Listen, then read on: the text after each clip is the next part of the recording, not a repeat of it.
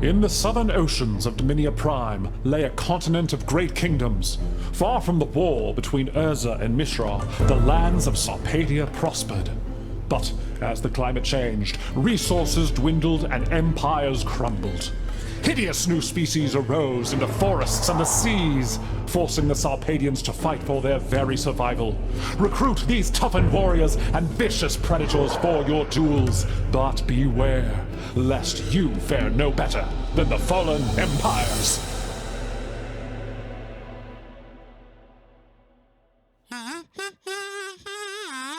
We're back to entertain ourselves, Yes. and hopefully you as well, Yeah, by maybe. talking in great detail I don't really care if you're entertained. about all the blue cards in Fallen Empires. Yay. You are actually enthusiastic about this, right? Oh no, I'm super enthusiastic. Okay. Yeah.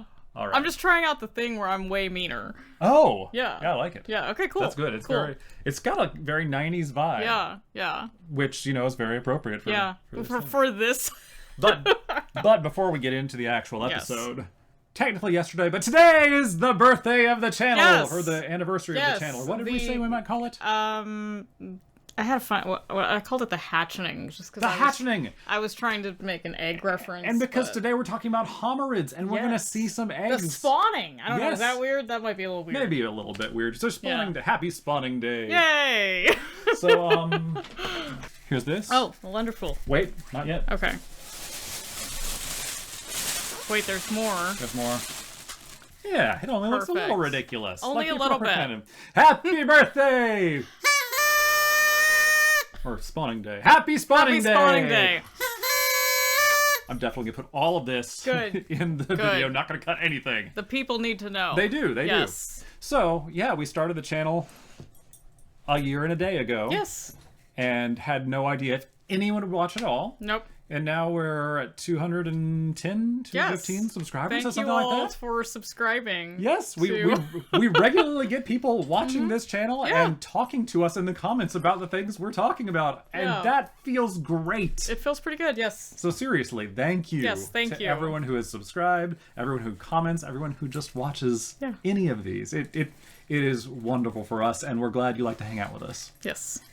All right, so let's talk about Vodalians. Yeah. This isn't Vodalians. Nope. I'll find the Vodalians.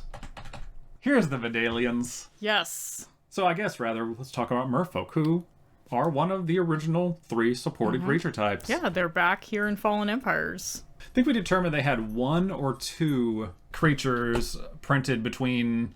So originally in Alpha it was just the Lord of Atlantis and the Merfolk of the Pearl Trident, and I think there was the Drowned was the zombie one, but there was one in the dark. It was like Merfolk Assassin, maybe. There we go. Yeah. Merfolk Assassin. Right. Destroy target creature that has Island Walk. Yeah, very specific. The game was so oriented toward the various land walks Yeah. and getting rid of land walks. Yeah. in the Neutralizing early that years. ability. Yeah. Or just the creature. Just Yeah. So, pretty blank canvas in terms of what merfolk do, what their mechanical identity is coming into this set. So then let's see what exciting things they did. Yes. First of all, Starting a off vanilla with- one too. A strong start. We're going to be looking further for a mechanical identity. For right now, let's just look for flavor then. Yeah, because artistically, we have got some fun representations in these. The first one that I'm looking at is the Melissa Benson illustration for this card. One of my favorite things about this era, and kind of ongoing in Magic, is that there is not a clearly defined merfolk aesthetic. Yeah. There's some very different looks. So this first one that we're looking at, this is my personal preference for merfolk and fantasy. It kind of reminds me of like the Zora people in The Legend of Zelda, like very Hylian in the sense that they're more fish-like. They do have some they have arms. Yeah. Some really oddly developed pecs for some reason, but I mean, I don't know. I guess you're swimming, like that would Right, that's yeah, not that's that odd. But yeah, they're like bright red, bright blue people, mer people, Very tropical. very tropical. Yeah, and so we've got this representation of them that says Vodalian soldiers had some unique advantages. Often, they would ride into battle on war machines rumored to have come from the far northern oceans. Sarpadian Empires Volume 5. That's cool. And, foreshadowing of some of the other things we'll talk about in this episode. Yes. Yeah, this is pretty cool, and they're holding that one on the top corner there is holding some kind of like what looks like a jousting lance. Yeah, which is a peculiar combination for a short sword. Yes, it's interesting. The one in the foreground it looks like is holding a regular sword or perhaps a dagger or something. But yeah, interesting that the other one brought a lance to this fight. I guess the implication there, other than the artist just thinking, "Hey, this looks cool," is lances are designed as like high speed. Okay, attack. so maybe they're so maybe fast since you're to... you live in the water and you have these big tails and fins, you can go real fast, and that whatever makes a jousting lance well suited for that kind of combat. I guess it is well suited for this too. Mm-hmm. I guess the answer to that is fairly obvious: is that you're pointing a thing at someone and going real fast. Yeah, kind of a swordfish situation. Yeah, swordfish. Yep. Yeah. Very nice, very nice. Okay, shall we have a look at the next one? Jeff, a Mingies or Mingies? Yeah, I'm not sure which is correct. Okay. In any case, that is the artist for this one with the flavor text of, "You think you know everything there is to know about battle? You know orc droppings. Underwater combat is three-dimensional. Those thrice-damned Vodalians don't attack in ranks, they attack in schools." Attributed to our favorite mercenary? Yeah. I guess I should say favorite mercenary. Like, we know she's a mercenary. Well known. We're not about favorite. Yes. Well known. Ivra, yours daughter. Yes, often quoted. Yeah. And in the, what's the word for the style of story that Dracula is? Oh, an epistolary. The epistolary stories in The Duelist. Yes. Explain how she's basically responsible for most of the civilization's falling because she keeps turncoating. Yeah. So yeah, this is, again, a very different look for these merfolk. Yeah. Very muted tones. Yeah. Like, it's just on a different dimension. I was thinking the scale here would be humanoid to fish-like, but this is sort of in between, but it's just, it's so, they're almost camouflaged. Yeah. I mean, I could, with the variety there are within different types of fish. I'd be willing to believe that merfolk can look quite different depending on where they're from in the waters. Maybe we have more of like the tropical variety, and then perhaps these live in a different kind of biome. Yeah. But yeah, very muted colors. Like they almost kind of blend in more with the surroundings seen here in this kind of Arctic. Like this looks very cold to me for some reason. It does. I think it's just the colors that make me feel that. Yeah. But there's also the sense that when you're in a warmer ocean near the surface, you're going to have a lot of life. Yeah, and this here looks it's barren. barren. Yeah. And there's also the shipwreck there, which just adds a bit of desolation to it. Yeah. But also makes it clear that they're near surface dwellers. Which, of course, they are, because they obviously, being part of this set, being considered part of the Sarpadian empires, they must live in, I guess, the shallows near Sarpadia. Probably. Yeah. I didn't do enough research on oceanic zones. Yes. Why not? I'm very sorry. Okay. I was making these graphics. Yeah. It's so disappointing. I know. Shall we look at the next one? Yeah. So this one is illustrated by Susan Van Camp. This is, again, a very different take. We're moving in a more humanoid direction. This one is just a very classical, like, half fish, half person kind of merperson. Yeah. My favorite thing about this art is the shark that's just in the background. Yeah. It's obviously his pet. Oh, yeah, they know each other. It's like the Canine Corps, but with sharks. I felt like he was just I thought he was just photobombing them, but yeah, maybe they know each other. Maybe they know each other. I like that contextualization the most. They just know each other. Yeah. They were roommates. Yeah, they know each other. That went weird. Anyway. Yeah. Well, again, very different. This one is just concerned about his sword arm.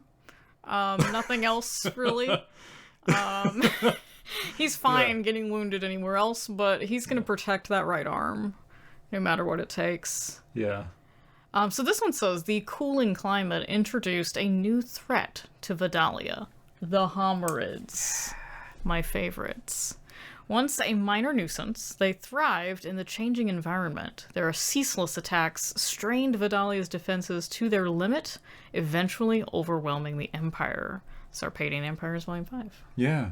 We were discussing before we started recording about the nature of the change to the environment, and we can easily find assertions online that the Homarids were from the Arctic. Yeah, that they're from the unknown Antarctic continent area of Dominaria, and that as the climate cools, they're able to spread out and invade these other civilizations. I guess previously they're held back by the unfavorably warm temperatures. Right, yeah. But once it starts to get cold, they can go wherever they want. Yeah, they've got penguin preferences. Yeah, they have penguin proclivities. Yes, but penguin-esque proclivities. Yes. But we couldn't find a canonical reference for that assertion, but it certainly makes sense. Yeah. Well, here it is. Yeah. But this still doesn't say it's because it got colder specifically. But we do know, like, the back of the it says the cooling climate introduced a new threat. Yeah. Yeah. Okay. That's what that means. I guess it doesn't 100% mean that they really liked the cold and so they were comfortable venturing further out. They could have just gotten really spooked by the change and just, like, gotten flustered and went everywhere. Okay. I don't know. It says they thrived in the changing environment. Yeah. So... Look, Are you asserting that they thrive on chaos? Yes. Okay. I mean, obviously. Have you seen them? Yeah. We'll look at them soon. Yeah, I mean, they're very aggressive, but I don't know if they're chaotic. Yeah, okay. Yeah. Anyway, that's obviously the right conclusion. Yes. Okay. Moving on then? Yes. We have one more. The best art, in my opinion. Richard Kane Ferguson, once again, this set just knocking it out of the park.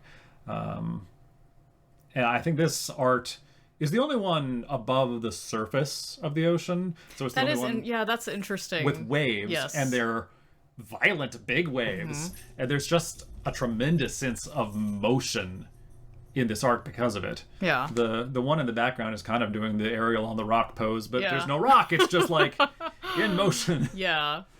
And but the one in front looks so regal and commanding, and I love this art. I would be very happy to have this on my wall. Yeah, this would be great wall art. And the flavor text: stalwart soldiers, you stand against the Homarids for Vodalia and for honor. Your homeland cries out for protection, and the moment has come. Now let your valor shine and sound the cry of battle. Victory to Vodalia. Marshal Volnikov.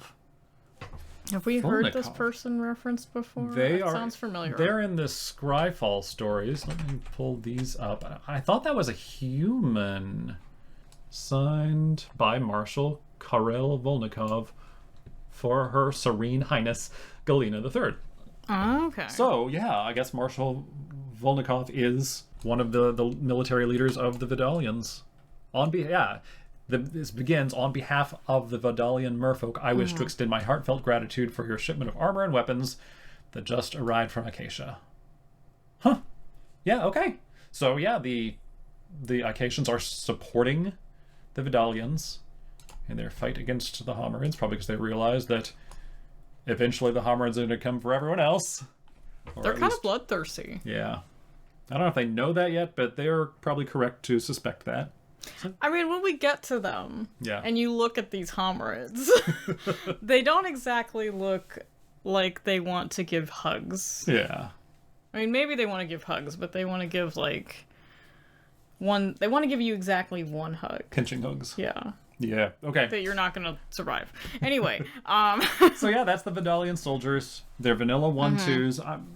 Is there anything interesting in them being 1-2s? Because all the Acacians, or the baseline common Acacians are 1-1s. The baseline elves are 1-1s. The baseline Thalids are 1-1s. Most of the common 4 creatures in this set have been 1-1s. I don't know. It is interesting that they have just a little bit more toughness. Yep. Yeah, I don't know if that's supposed to represent like maneuverability or actual stoutness or what, but yeah, I mean, I guess maybe that could be a way to represent, in lieu of having a better mechanic or introducing some completely new mechanic at this point to represent this, that could represent that they're harder to hit, being like they're mostly aquatic. Yeah. So if you don't have the right equipment or you're not aquatic, Yeah.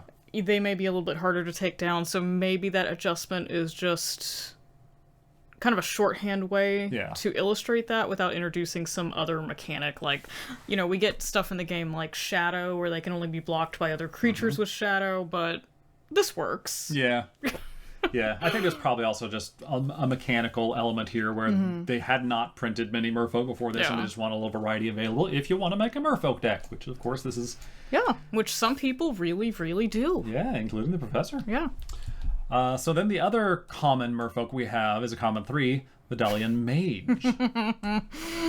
I'm really, really loving these. This first one is a Susan Van Camp illustration, which, like, I just love that she's putting these guys with fish. So I think he is conjuring the fish. Oh, okay. But it also kind of looks from the body language like he might be trying to repel the fish. And I did just notice upon zooming in on this that at first I was like, oh, well, this is just a guy. He's not a merfolk, but he has webbed hands. He does. Yeah, that's neat. So we can't see his lower half, and what we've seen so far is that there are some variants in how fish-like the top half of the merfolk are. So it's possible that he has just a full fish tail that we can't see out of the frame. I think just the bubbles around his hands are what was making this read as underwater for me. Yeah, I assumed that they're underwater. Well, the fish didn't clue you in. Okay. I'm slow. I mean, maybe the fish flies. I don't know. It's a magic fish. You know, it can do whatever it wants, I guess. Honestly, the vibe of this to me, though, is that this is like a street magician performing sleight of hand and trying to... Like, that's a hologram. Well, no. I think he's trying to entertain the fish. Oh, okay. The fish is a passerby, and he wants a tip from the fish. Okay. He is soliciting the fish's attention. Yeah. Okay. I actually really like that interpretation way better than anything I was going to say. Yeah, this is a street magic performing merfolk who's really hoping that fish is going to give him a handout. And he didn't want to use his skills for war, but this is where he finds himself. Yeah, so his ability is you pay 1 blue and tap the creature to counter a target spell if the caster of the spell does not pay an additional 1. So modern times, this would be like counter target spell unless the controller pays 1. Yeah. You can only play this as an interrupt. Okay. Yeah, I think we can work with that. And the flavor text says, Vodalian mages are remarkable. Their merchants bring them arcane lore and devices from across the seas. Lydia Winforth, Mayor of Trocaire. Yeah. So yeah, I guess he's a remarkable Vodalian street magician. And this is what he's doing with arcane lore and devices. Yeah. When he has freedom to make his own choices. Bubble show. Yeah. That's what he's doing. That's nice. Yeah. I mean, the fish kind of seems to dig it. Yeah. I'm just thinking about this mechanic. Yeah. And whether it's cool or not. It's such a small effect. It's just 1. Yeah. But, I mean, there's a lot of times in a game of Magic where you tap out for something and this prevents your opponent from playing on curve. In the same sense that, like, I mean, is Rhystic Study a good card? And it just taxes your opponent's mana by 1. So... Yeah, because now I will say one of the cool things about this is other iterations of this type of effect require you to, and this is in later printings of cards, but it requires you typically to sacrifice the creature that's countering. Yeah. So this is reusable. You got to pay for it, but it doesn't require you to sack the Vodalian Mage. Yeah, there's like, I think there's the one in DMU is like that. But I think most of those kinds of effects typically have a greater cost in that you can do this, but you have to sacrifice the creature. Yeah, the Vodalian Hexcatcher. That's another thing that I think we'll hit in our conclusions to the whole series about the legacy of Fallen Empires flavor-wise, but we see a Vodalian right here in Dominaria United, and it has the ability to sacrifice a merfolk, like you said, counter target non-creature spell unless its controller pays one. So that's a bit of a variation in a number of ways. There's no mana cost to do this, but I think the overall effect is similar. It's a minor tax you're putting on your opponent's mana if they want to do things. Yeah. It's like, how badly do you want this to resolve? Yeah. It does feel very mage. It doesn't feel very Vodalian. I mean, it doesn't feel like a particularly merfolk thing, but it does feel like a mage thing, and it does feel blue. Yeah. So it's good from that perspective. And I guess if this is part of the army of the Vodalians, that works. So I think I like that flavor-wise. So I think I actually referenced this next one in the Art of Counterspells video. You did, yes. The Art of Magic Not Happening.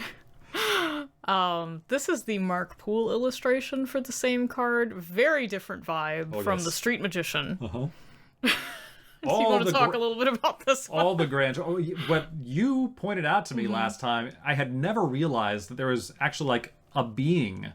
a goblin, probably, in this image being suspended over this enormous merfolk's hand. Yeah. Because the flavor text says, "Come back, cowards, everyone knows merfolk can't wield magic." Attributed to Pashadar Durf, Goblin Flotilla Commander. Last words. I like that addition. That's amazing. So this mage is just... That's probably mage handing Commander Durf up there. Yeah, this goblin. So I guess this is an enormous. Yeah, I mean the implication is that either that's a really tiny goblin or this is a huge merfolk. Yeah, and since it's calling out the Goblin Flotilla Commander specifically, I have no idea if that's actually flotilla. I assume so. I think it's flotilla. We live in Texas, so I want to call it a flotilla. Oh yeah, but that's what probably about, not right. In Mass Effect? They talk about the flotilla, right? I think they say flotilla. I'm pretty sure that's how you say it. I just wanted to reread, because I remember it had a pretty derpy ability. At the beginning of the attack, pay red, or any creatures blocking or blocked by Goblin Flotilla gain for a strike. Right. So this is a red goblin boat that is really bad at being a boat. Yeah. Rather, the goblins are bad at crewing it. And they are apparently... unintimidated by the Vodalian mage, who they think they can't do magic. So that is consistent between those two cards. Yeah, the goblins are incompetent and overconfident. Yes, and it turns out they can do magic. Yeah, the merfolk can. Yeah, the merfolk. Yeah, the Vodalians, they can do magic. So who would have thought the Vodalian mage could do that? Yeah, this card really rewards closer study. Yes. Then it's just initial impression of, hey, this is just a guy kind of in front of a pretty sunset. And then, Quentin Hoover art. This one is gorgeous. It is. I don't know if I would recognize it as a merfolk or being underwater if I didn't know the context of the card, though. Yeah, I mean, there's some kind of hints of that, but it's not the most merfolk. It's not the most... this one is so focused on the figure that I think we don't really get a sense of where they are. The hair kind of helps illustrate that they're in a situation that is not necessarily... ruled by gravity. Yeah, I suppose that's true. But also, she seems to be in the middle of casting a big spell, and big spells sometimes come with, they have a blow your hair effect. back. Yeah. So it's kind of subtle. And honestly, this is the first time I'm ever noticing, back here in the upper right, this is like her tail being depicted. Yeah, so there's like kind of a hint of a scaliness to that, but it's... Everything about this is a lot more subtle in terms of telegraphing this is a merfolk. And the crystal ball really just draws focus. Her face and the crystal ball draw focus so much. Having no lights to her pupils, to her eyes, basically, it's a cool effect. It's very intentionally magical. Yeah, it feels a little alien. Like, I believe she's a mage. Yeah, so this one says, the Vodalian mages were invaluable in magical combat. Unfortunately, the Homarids rated with strength, numbers, and very little magic. So fair. Yeah. Okay. I guess there's only so much you can do. Yeah, I mean that's very... So this is one of those things that This does counter a spell. I don't think this has been eroded. We'll have to check and see if this has been eroded to, say, like, instant or sorcery. I don't think so. I think it's just target spell. Which is actually pretty flexible. So, like, that's really flexible. Because I was going to say, yeah, that would be a great way to illustrate flavor-wise. You know, this not being super helpful if your opponent isn't using, like, instants and sorceries type magic. Yeah. But that's not so much the case. They can still, you know, play their Homarids. Yeah, I mean, it's Force Spike is the card that just does this by itself. When did that come out? Legends? Is that the first printing of it? Yes. The magical, what's that called? Morningstar? Yeah. But it feels like Force Spike has been competitive in certain environments. Let's see, just professional. Mono Blue Delver, that's Popper. Let's see. Go back to the oldest stuff. Let's see. Oh, this site goes back to, well, what do you know? High Tide. This is gonna, we'll come back to this then. But yeah, so you do see, so we're searching on MTG Top 8 for appearances of Force Spike in professional decks. And it looks like it showed up a lot in Psychotog, which was a big thing in the early 2000s. So it's Force Spike is, I guess, a good enough card that it has been competitive at times. So that's interesting that you staple it onto a creature, and I guess this creature is a 1/1 for 2 and a blue. So that kind of, and then you still this is a great blue. effect on turn 2. Yeah. Not on turn 4 and later. Yeah. If your Merfolk live. So okay. But once again, we're judging. We know this set didn't come out with a lot of competitive high power cards. We are here to appreciate its flavor. Yes. And oh, what a flavor it is. Yeah. And so that's all the commons for the Vodalians.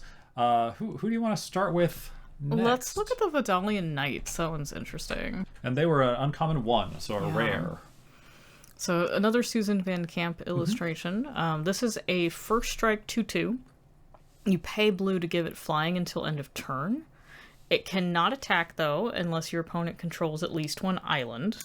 So, this is kind of a Don effect. You have to sacrifice this if you control no island. So later this becomes known as Island Home. Yeah, and it's real brief. And actually, it's been Island Home. It doesn't even show up in Oracle anymore. I think they've changed that. What is it? Just look up Don. Yeah, okay. I'm just trying to find the cards that even said Island Home. Because I know there were there are some in the past that were printed that said Island Home. Yeah, the keyword. Again, though, that's one of those keywords that if there's no reminder text, it doesn't really tell you what that does. Okay, yeah. So it was Mirage and Weatherlight. We have Manta Ray and the Kukumesa Serpent. Kakumsa Serpent. Had Island Home. If defending player controls no islands, this creature cannot attack. If you control no islands, bury this creature. That was the text on the Mirage iteration of this. And yeah, it goes back to Sea Serpent, right? In Alpha. So from the beginning, that effect existed in the game. Yeah. Which, like, I think mechanically probably proves to be bad. Yeah. But flavor-wise, it works very well that certain creatures... We've done entire videos on what do lands represent in the game, and for the most part, it's a more metaphorical connection or drawing power. If it's literal, it's drawing power from them, from those lands over there. It's not the combat is happening right here, but cards with Island Home imply the combat is happening right here. So that, like, if I command a Sea Serpent, it can only access other water-based tiles. It cannot go up a mountain and attack your goblin stronghold. Like, that just doesn't work. But, you know, as you know, that's not what's actually happening in Magic, so I can send my Frilled Sea Serpent over to your mono-black swampland and just, like, wreck house if that's what I'm doing. So I guess if this was the flavor they were going to go with, if we're saying we're not so concerned about mechanics, we just need it to be flavorful, then all the merfolk should have had this. Yeah. Or actually, okay, maybe not, because maybe the implication is that merfolk can get on land and fight if they need to, but this what's the word for a horse? It's not a kelpie. It's this is a hippocampus. A hippocampus, yeah. Yeah, this hippocampus cannot. Yeah. Yeah, perhaps it is restricted. Yeah. So, yeah, this is a pretty cool one that features a merfolk riding atop a hippocampus. Yeah. Very cool. I just like this. We don't get to see a lot of hippocampi. Yeah. In Magic, they've appeared a few times in. I think there was one in the Theros Beyond Death set. Yeah. There was like one that It actually has like it's in the title. I think it's in the title, or it is visually a hippocampus. I can't remember if it's actually called that, but yeah, there it is. Absolutely The right. wave break hippocamp. Okay, Which is a horsefish. And then there was a breaching hippocamp in original Theros. Though Yeah. I don't think that was Theros. That was that Theros? Born of the Gods? No, that's original it was Theros. actually Yeah. Theros. Yeah, that was what I was thinking. Yeah. So it was Born of the Gods. But you're right. But yeah, so That's cool. every now and then we get to see a hippocampus. But yeah, this one says, "Fear the night, leaping from the water into the air, weapon ready." Yeah. I think this design is a callback to the Black Knight and White Knight from Alpha, because it's 2/2 first strike. And it cost one more, but maybe that's just the blue tax, because blue's part of the color pie is having kind of below rate creatures. Yeah. But that's neat. I like that. On to the River Merfolk? Yeah. All right. This is a Douglas Schuler art. And we have gone over in every color there is usually an uncommon, either an uncommon 1 or uncommon 3, which is the equivalent of a rare and uncommon, in each color to hose each of the opponent colors. So we would expect one for red and one for green in blue. And this is the red hoser, in that it can have mountain walk till end of turn. And I think that's an incredibly cool flavor, because the rest of these Vodalians clearly live in the ocean, but this is the river merfolk. So it can swim upstream like a salmon and get up into the mountains. Can it go... Can it go through that fish chute? Have you seen that? Do you know what I'm talking about? Yes. Yeah. It can. Yes, it can. The gift a tap fish meme. Oh, how far we've come. Oh yeah, I thought I was clever explaining this concept. It's literally what the flavor text says. I thought you were okay. No, I thought I was just putting together the pieces, the breadcrumbs that the designers have so cleverly left for me. Okay. But no, the flavor text says, dwelling in icy mountain streams near their goblin and orcish foes, the river merfolk were known for their stoicism. I don't know about the stoicism part, but the rest, yep, I'm in agreement. Yes. That's what I just thought, so clearly it's correct. Agree. It's an interesting visual effect where you lose a lot of the detail underwater. Yeah, that's neat. I like that. That's just a cool element. Other than that, it's classic fantasy art. Yeah. It actually feels stylistically like a callback way earlier. Like the Adventure Man, I don't know, 20s, 30s pulp adventure. Yeah. I could see that. Something about the hair. I don't know. Just the whole package.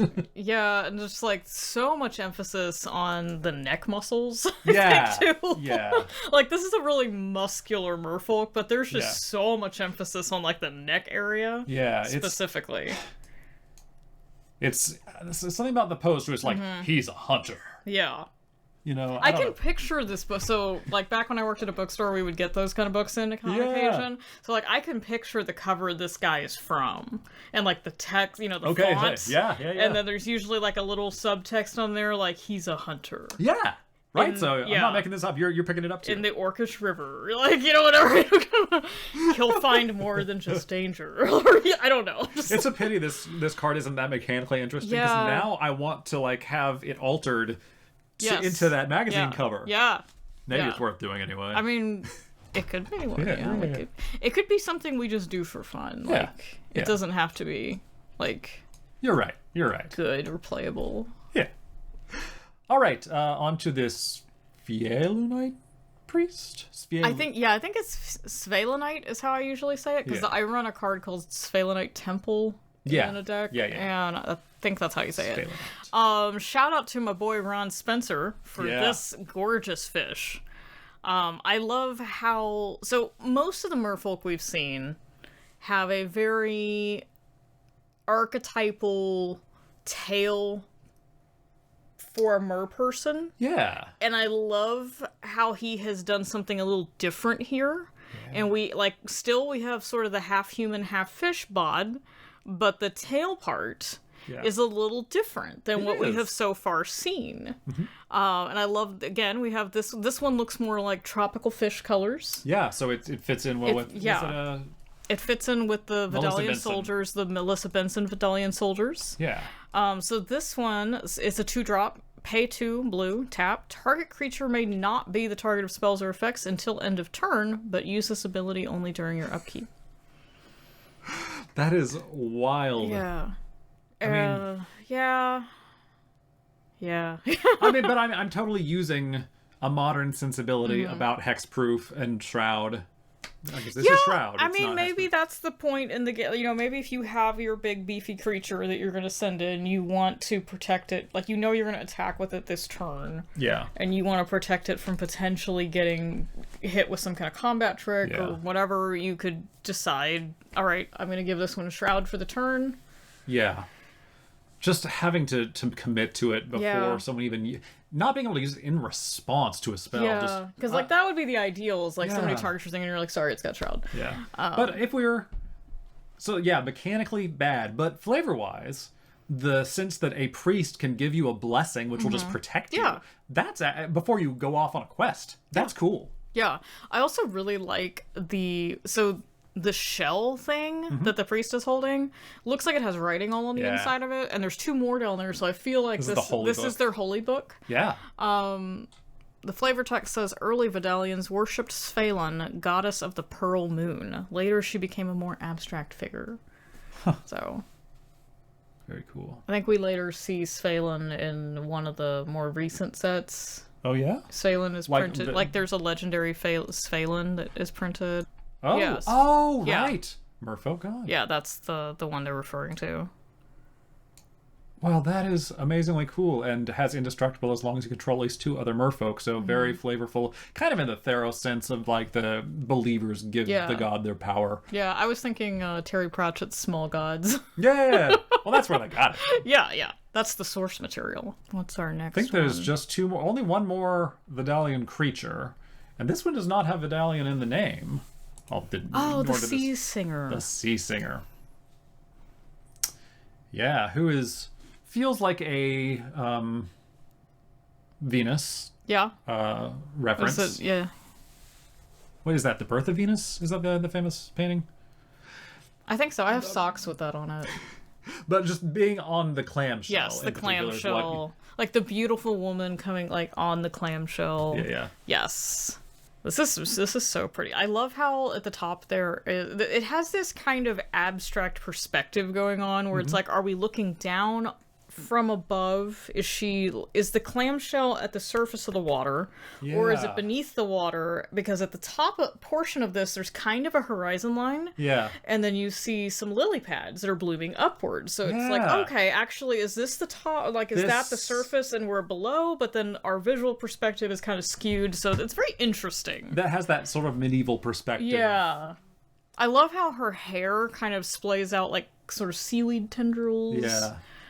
It's very interesting. Well, and I feel like that's part of the referencing the mythos of the sirens to a degree. Whereas I don't actually have the ability to differentiate between all the modern adaptations I've heard of that story versus like what's in the mythology. Yeah. But I feel like sometimes the sirens are truly beautiful and they lure the sailors, and other times they are actually hideous and they have an illusion. Yeah, of that it's beauty. more like glamour magic and they like draw you in. Right, so that's like you don't want to see her actual face. Oh yeah, I do kind of like how it's like sort of concealed. Like you can see the suggestions of her body. But it's also, like, I mean, that is itself another kind of seductive element. I suppose. Like you want to get close. Yeah, you want to like brush her hair back, and then you're like, oh wow, you have so many sharp teeth.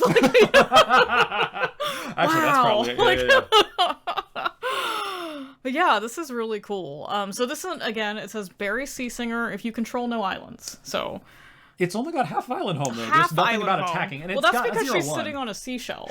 So you only have to be the one in controlling the islands. If they were doing multiple creature types, they probably would have just given her defender. Yeah.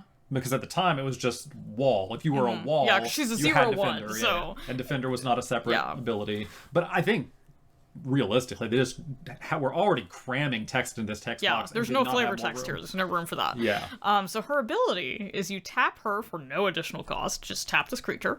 Gain control of a target creature if its controller controls at least one island. You lose control of target creature if Sea Singer leaves play. If you lose control of Sea Singer, so if I have a Sea Singer and I take control of your Sea Singer, then you lose control of the creature that you took. Or if Sea Singer becomes untapped, you can choose not to untap it as normal during your untapped phase. Yeah. Okay, I kind of want to get this for my Sea Monsters tap deck, just for flavor, like not because it's particularly And it has good. the ability to give people islands? I can easily add that. Yeah. That's not going to be a tough. That's essential, but it's part of the merfolk identity now. Yeah. I don't think it was at the time, but I think that's part of like an implicit part of the modern deck, isn't it? I don't know. I actually don't know anything about the merfolk modern deck. I know I looked into it at one point. Is this the first... Oh, obviously, Control Magic was a card in Alpha, but is this the first creature that has this ability? Because there's obviously been a few since then. I don't know why I say obviously. When was Empress Galena printed? Because she does something like that. Much later, I think. Okay. I feel like Empress Galena is a reference to this. Is calling back to this one. Yeah. Like, she's Vodalian, isn't she? Yeah. She's the... I gotta take this off. She is... I'll join you.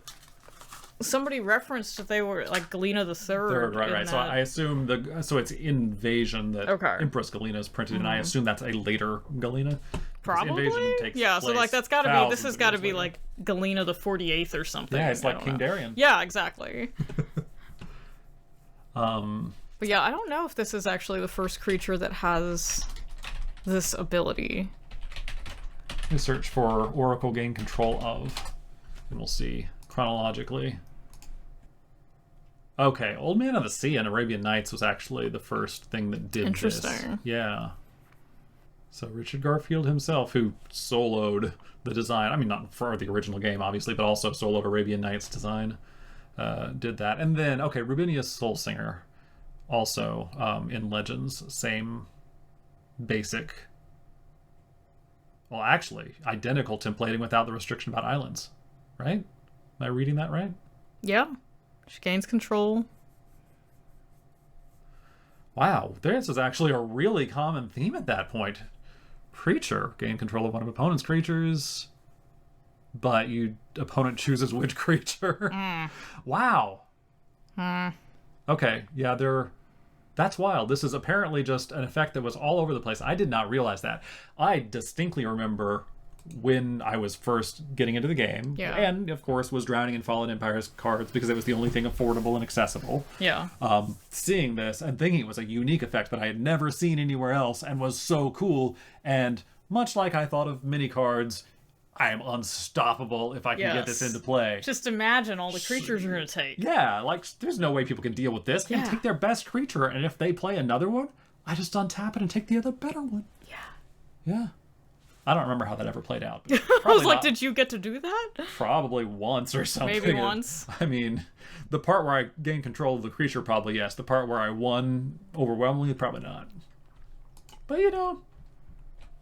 memory's hazy. Maybe. Yeah, maybe it happened, maybe it didn't. So that is all of the actual Vodalian creatures. Well, that's not true, because walls were creatures. Balls count. Yes. Summon wall on Vodalian War Machine. Yeah, so this is interesting. Yeah. This is the first vehicle. I don't care what you say. Yeah, so this is an 0/4 with the ability to tap target merfolk you control to allow this to attack this turn, or to give it 2/1 until end of turn. And if Vodalian War Machine is put in the graveyard, unfortunately all the merfolk tapped in this manner are destroyed as well, so it's like they die in some kind of terrible underwater carousel accident. Yeah. It's a attack sub carousel. Yeah. It's an attack sub powered by a carousel. Yes. I don't know. That's what the art's It's an attack sub powered by a Hieronymus Bosch carousel. And if it goes down, they all go... There's no way out. Yeah. They can't escape. Yeah. So... Because there's so much coral. Yeah. so it's fatal. Yeah. But anyway. Honestly, in some ways, this suite of mechanics works better, flavor-wise, than the actual mechanics on vehicle cards. The, like, tap to crew a vehicle. Yeah, which, I mean, got introduced in Kaladesh in, what, 2016 that was fairly or recent. something? Yeah, like 10 years ago. Yeah, fairly. Okay, I might need to revise my. I mean, in the most recent third of the game's existence. Of Magic, yes. Yeah, However, really. I just didn't realize that Kaladesh came out like a decade ago. I think it was 8 years. Was it? Okay. We're gonna confirm here. 2016. 2016. Yep. Okay. So, it's not a decade. It's fine. We're not.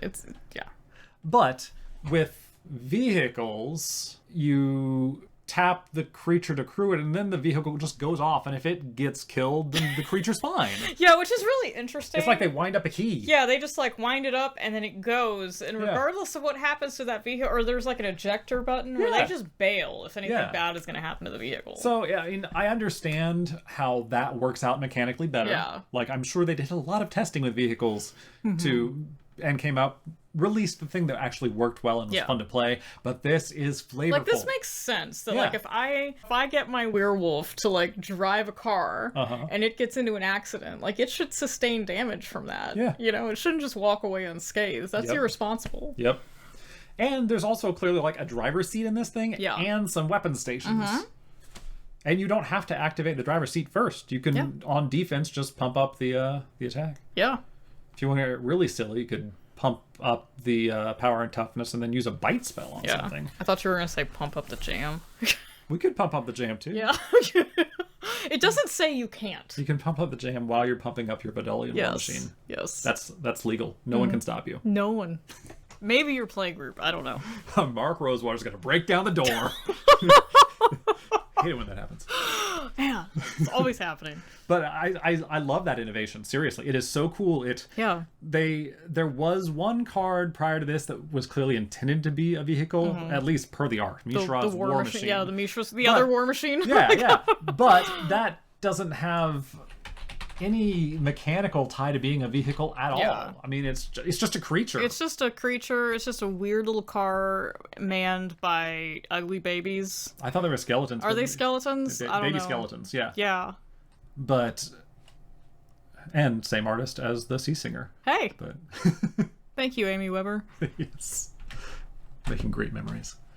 And is this war machine? Yeah, I was gonna say. Why did she always get tapped to They're like, we need a war machine, call up Amy. What a weird association. Yeah. Are there any more?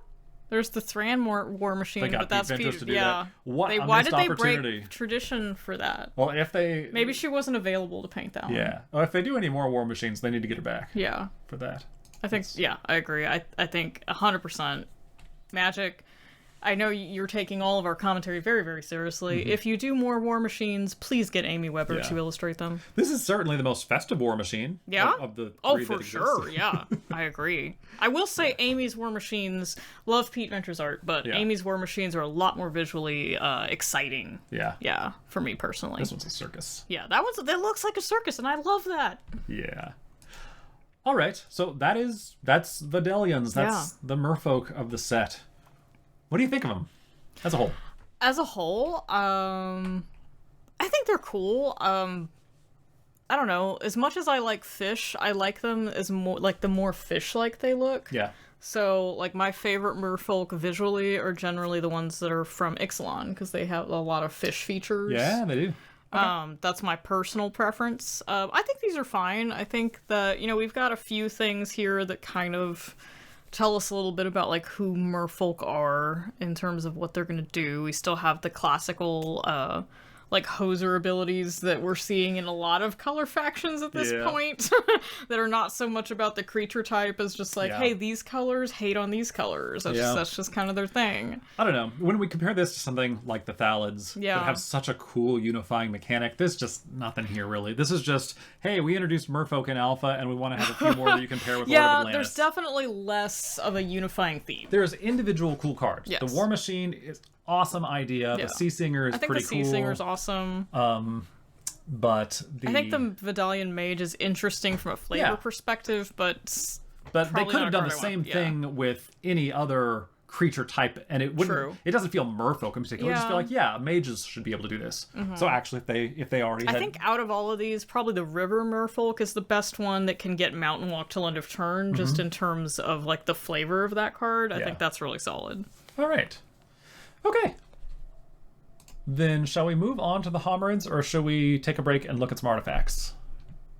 Oh, I'm really excited for Homarids, but let's look at those artifacts and then jump into the Homarids. Okay, I think we just have 2 artifacts left in the I was like, set. this will be quick, because I know there's just a couple that we need to cover. Yeah, and there is a bit of unity between the two. It's the Draconian Silex and the Ring of Renewal. And the common element here is that they each involve paying too much mana and discarding a card at random from your hand for some ability. So if you got a handful of trash and you don't really care what goes in the bin, why not? Gosh, this is so you pay 3 for the Silex. Yeah. And then you pay an additional 2 and tap it to discard a random card to regenerate a creature. Yeah. I guess if you really love the creature, that's fine. And you have no other options. Yeah, I mean, a recurring theme, we can't focus on whether things are good in this set mechanically, because we're here to look at the flavor. So is it cool? I don't know if it's cool. Yeah, it being a random card. Yeah, the random card part feels not great. So what can the art, the name, and the flavor text tell us about what's going on here? Okay, so the only thing that I know about the Silex is from the Brothers' War that, they construct the Silex. The Golgoth. I was I can't remember the name of it. Hold on, but there's a difference between, apparently there's Silex and Silex, I think, because, hold on. Yeah, basically what I'm trying to say is I don't really understand what a Silex is beyond, like, a fancy bowl. Yeah. Golgothian Silex. Okay, so you can spell Silex either S-Y-L-E-X or C-Y-L-I-X. Okay. So what is a Silex? Let's start with that. Oh, so I okay. think it's Here we go. It's a ancient Greek pottery. It's the most common type of cup usually associated with drinking wine. Okay, so I think this is what they're referencing. So it's a large, broad cup. So it's a with a big handle on 2 cup sides. with 2 handles, generally. That's wild, but it's Kylix. It's not Silex. So I know. Way big tangent, but like the reason we have the teams are called the Celtics, but the culture is called the Celtic culture is because there was a change in the way C was pronounced in Latin at some point. Okay. Which I think ties into the Roman Catholic Church's policies about that. And so I think this is the fact that we have Kylix with a K here on the official Wikipedia entry. Well, and it also says spelled Cylix. So okay. But it's got to be related to that same. It's meant to be, linguistic. It probably is. So we have the Kylix Silex issue. So it's a big cup, or broad cup. I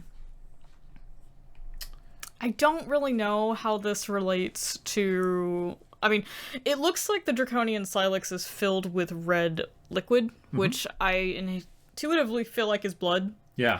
And the flavor text says there's no gain without sacrifice, Acacian proverb. Yeah. So, I don't know. I mean, I don't really draw the connection between this being a Kylix, Silex, however it's supposed to be in the Magic. Well, half of the word. Ones that they've called in Magic are with an S, so clearly they've gone with a Silex. So I guess if we're talking in Magic terms, I guess it's a Silex. Yeah. Like, this just feels like a very desperate maneuver to discard a random card to regenerate a creature. Yeah. I don't really see how that ties to the imagery here. It's a cool picture. Yeah. I think there's clearly something like a blood sacrifice or along those lines to save the life of someone. Which, I mean, that does tell a story. My main problem with that is that it has nothing to do with any of the other stories in Fallen Empires. Yeah, like, I don't know what story this is telling exactly. I mean, they did attribute it to being an Icacian proverb, but that's just a It's so broad. Just it's like... a tenuous, like, oh yeah, we got to integrate this into the story somehow, or into the set somehow. Yeah. What about the ring? Honestly, both of these taken together, they feel like a vestige of D&D culture, because Magic was invented to be a game you play between D&D sessions. Mm-hmm. That was like the elevator pitch. And I feel like D&D is full of these spells that are named after someone. It's someone's hand or someone's cabin. Yeah. And so there's a clear story there. And so it's this weird, very specific effect. Yeah. And that's kind of all it is. It's more of a flavor piece than a a mechanical game piece. Mm-hmm. And I think it's fine that Magic has some of that, but it feels like these are both something like that. Just this thing that your D&D character picks up, and they gain this ability. Yeah, I think in the context of Fallen Empires as a set, these cards do feel like they're kind of just shoehorned in there. Like, oh yeah, we gotta flesh out the artifacts, so let's put these in there. And I feel like there are a lot of other rings.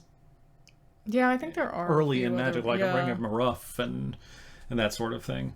In any case, the Ring of Renewal, what does it do? So this is so costly. You pay 5 to get it out on the board, pay 5 and tap, discard a card at random from your hand, and draw 2 cards. Mm-hmm. I wonder if this has been eroded to discarding a card as part of the cost. Because if not, this says get hellbent. Yeah. And it's still expensive, but drawing 2 cards that's a thing. Yeah. Like, that would make sense to me, why that would possibly be interesting. No, so that's not eroded. That stays there. So it's still discard a card at random. And yeah, it's not part of the cost, so you can just if my hand size is 0, all right, this is not as bad. It's still bad, but it's not as bad. It's not great, but it's not as bad. If you've got a bunch of cost reduction effects, this is... Yeah. It's fine. Fine. It's fine. The flavor text. To the uninitiated, the Ring of Renewal is merely an oddity. For those fluent in the wielding of magic, however, it is a source of great knowledge. Usually it's books that do this. JMD Tome, Book of Brass. It's interesting that this is attached to a ring. Yeah. And usually they use the word renewal to be more about damage prevention or regeneration. Yeah, well, and also, like, I'm wondering if maybe that's what the art for this was initially meant to be, because what we're seeing in the picture is, like, this sapphire-looking ring. Yeah. And there's a beam of light that's, like, hitting it and bouncing off, which to me feels more like damage. Yeah, like protection, damage deflection, damage reducer, something like that. Yeah. Spell redirection, I don't know. I assumed it was pure lens flare, but you're right. Yeah. It could also be that. So that's just interesting. Yeah. Both of these on the reserved list. Mm-hmm. Get them while they're hot. So yeah, I think this is some of the less cool I like the art on Draconian Silex. I think it's cool art. It is cool. There are no other dragons in this set or referenced in the set anywhere. Yeah, I love how the bottom of the cup looks like a dragon's foot. Yeah. And they're two like gargoyle style dragons who are the handles. Like, would I buy this cup? Absolutely. Yeah. I would use this to drink iced tea.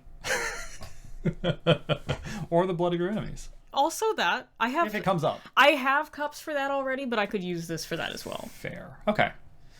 All right, well, let's get back into blue cards, shall we? Yes. And finally let you at those Homarids. Yes! So excited. All right, let me clean up some I've been looking forward to this for weeks. Well, let's, as we have been doing, start with our common 4. Okay. Which is just... Homarid! Here it is! Alright, so these are just these, like, nasty little lobster monsters. They're great! So this first one is a 3-drop 2/2. Put a tide counter on Homarid when it is brought into play, and during your upkeep. If there is 1 tide counter on Homarid, it gets -1/1. If there are 3 tide counters on Homarid, it gets +1/1.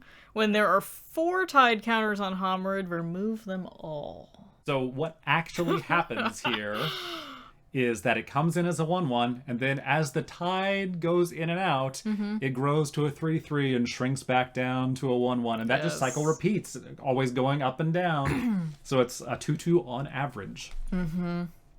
And that is incredibly cool and flavorful. Yes. And incredibly finicky and irritating to actually play. Yes. Because like old werewolves and they switch to night and day for the whole table, each Homarid has its own tide. Yeah. So if you gotta track this for, if I play this Homarid on turn 3 and then I play another one on turn 4, they've got different levels of tide counters that I have to track. Yeah. Very tedious. I cannot...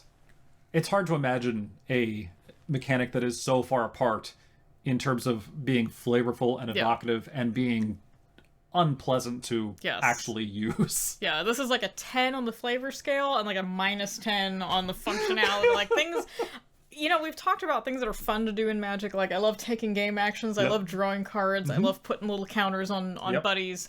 Now that said, I do not want to keep track of counters that fluctuate turn to turn. Yeah. and the number of counters changes their value. Like one of this thing gives it negative, 3 of this things gives it positive. You have to keep I need to make sure that I have that distinction in my head. Otherwise you're like, okay, how much is this thing swinging for? And I'm like, I don't know. I don't remember. So yeah. And if you could... I'm trying to think if you can cheese the system now in some way. Yeah. If you can skip it straight up to more tide counters, it'll stop removing them, because you only remove them when it's exactly 4. Yeah. But you don't get any result, because these plus and minus, it just stays a 2/2. Then you've managed to turn your 3-drop into a permanent 2/2. Yeah. So I think what I would do to fix this is... when this creature enters, I would have it do an enter the dungeon type effect where it initiates something. Yeah. And you're keeping track of one thing. So let's call that your tide counters, or it's more like the One Ring. It's more like the One Ring kind of thing, where like it does something at level 1, it does something at level 2, and that way you're kind of keeping track of it separately instead of on each individual Homarid. Yeah. That would be pretty cool. Yeah. Now, I don't know, what would we call that? I don't know. Yeah. We'll workshop that. But for now, let's look at the next Homarid. Yeah, well, let's just look at there's no flavor text because there's no room with all this time nonsense. But there's too much text. Such great art here. Well, I love this one. There are 2 great arts. Yeah. I love both of these next 2. Which, have we even talked about the art of the first one? No, we haven't. We got... Okay, so I think this one... Do you want to start with the least cool and work up to the most cool? Yeah. All right, who are we looking at first, then? So I think the least cool in this case is the Quentin Hoover Homarid. You think that's the least cool? For me, that's the least cool. And I think it's because of where the eyes are located. I get that. I think this is the second coolest. Okay. But okay. Yeah, let's just talk about... I love Quentin Hoover's art. I love the fact that... I love most of his art because it's so serene and beautiful. This one is not serene. Yeah, opposite of that. I think for me, it's purely because of where the eyes are, in that this looks like a man wearing lobster claws to me. It does. Yeah, you're right. It's like a man with a weird mask and with the forward-facing eyes. He looks like a mustachioed villain, like this is the he's like doing face that. from Like a melodrama. He just tied somebody to a train track. Yes, but he's in the Leprechaun Fighting Irish. Okay. Notre Dame. Yeah. Notre Dame. How does that like also a Celtic thing? I don't know. You're Notre the Dame one that's thing. in an Irish band. I don't know. But he's doing that with his claws. Yes. Yes. Yeah. For me, it's not fishy enough. I want this to be more crustacean. You know the difference between a fish I and do. a crustacean. I realize I just misused that entirely. But yeah, like I want this to have a higher crustacean score. Good, and for me, the pose, all the things that to make it cool for you, make it look too much like a dude in a suit for me. I get that. I do get that. I like the eye. Apparently, I'm really into eyes that are just a uniform color. Okay. Because that. You like that about this one as well? Well, you know what? The other one was Quentin Hoover, too. Yeah. I just really like Quentin Hoover. Okay, that's valid. All right. So my personal favorite of these... Oh, no. We got to save the best for the last. Okay. So what's the second I think the second for me... Okay, so, like, third place... Third place. Is going to be the Heather Hudson Homarid. Okay. I really like the style of these guys. Yeah. Now, again, it looks like we kind of have the forward-facing eyes, but these are just a little more wide set. Yeah, they are. It works for me. This looks like a lobster in the lobster tank that I've seen at the grocery store. And that's what I love about it. Yeah. And I love how they're also, like, they're coming up out of the water. They're walking around, which, you know, is a thing they can do. Lobsters can do that. But I also enjoy how the one that's closer to us is turning, like, it's very confrontationally turning to look at the viewer. It's kind of breaking the fourth wall. It perceives you as much as you perceive it. And it's also got, in addition to these long feelers, it's got these feathery things. Yeah, what are those? Okay, so remember that picture of the beetle I sent you with the feathery eyelash? Yes. Yeah, I feel like it's that. These are some kind of Now I've got to find that picture from our chat log. I can easily find you some more beetles with feathery antennae. Okay, good. Nice. I have many saved photos of them. Good. But yeah, I just love everything about this. I also like how it's wielding the spear with its claws. Yeah. I think that's an interesting touch. Like, the claws weren't enough. They needed something to poke with also. Yes. Poke and pinch. This is going to grant both poking and pinching. You want the poke or the pinch? Yeah, it's going to do poking and pinching related wishes. But going back to like the pose. Yeah. This feels like, I don't know what movie I'm specifically referencing here, but it feels like you see an invading alien army, and yeah, they're invading, but like they don't even need to bother with killing you. You're like, you're not going to mess. You can't hurt them. So this is non-bothered by you. It sees you. Yeah, it perceives you. It's not threatened. Yeah, it owns this place now. Yeah. But like, all right. All right. Then that, I presume that I have correctly identified who your favorite is, and it's that one. So yeah, let's look at your number 2. Yeah. So this one, Brian Wackwitz. Okay. I just love the powerful stance for this one. Yeah. These two hominids. There's actually 2 hominids I have in never this picture. perceived the second one. Yeah, there's a second one. We have this zoomed in pretty large. Yeah, there's a second one back there, and like these guys look like mech suits. Yeah. I don't know what the scale is here, but these two feel like they're in G Gundam or something. Yeah. G Gundam was the show with the really crazy mech suits. Like they have one that like represents Holland, and it's just a windmill. Like it's bonkers.